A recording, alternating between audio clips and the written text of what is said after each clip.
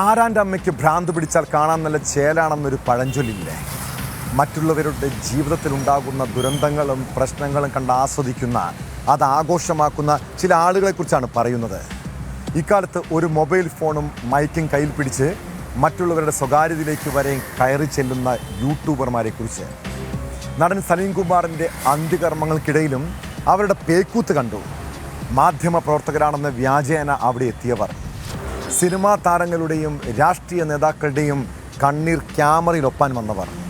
അതെല്ലാം പോട്ടെ, ആ കുടുംബത്തിൻ്റെ സ്വകാര്യത പോലും ആരെങ്കിലും മാനിച്ചു? ഒരാളുടെ അനുമതിയില്ലാതെ അയാളുടെ ദൃശ്യങ്ങൾ പകർത്തുകയോ പ്രചരിപ്പിക്കുകയോ ചെയ്യുന്നത് നിയമ നടപടികൾക്ക് വരെയും കാരണമാകുമെന്ന് നിങ്ങൾ മനസ്സിലാക്കണം കേട്ടോ. IT ആക്ട് പ്രകാരം ഒരാളുടെ സ്വകാര്യത ലംഘിച്ച് ചിത്രങ്ങളോ വീഡിയോകളോ പകർത്തുകയോ പ്രചരിപ്പിക്കുകയോ ചെയ്യുന്നത് 3 വർഷം വരെയും തടവും 2 ലക്ഷം രൂപ വരെയും പിഴയും ലഭിക്കാവുന്ന കുറ്റമാണ്. ഇത് യൂട്യൂബർമാർ മാത്രമല്ല, മാധ്യമ പ്രവർത്തകരും ശ്രദ്ധിക്കണം. നാളെ ഇതുപോലുള്ള ദുരന്തവും മരണവുമൊക്കെ നമ്മുടെ കുടുംബങ്ങളിൽ സംഭവിച്ചാലുള്ള അവസ്ഥയെക്കുറിച്ച് മാത്രം ചിന്തിച്ചാൽ മതി.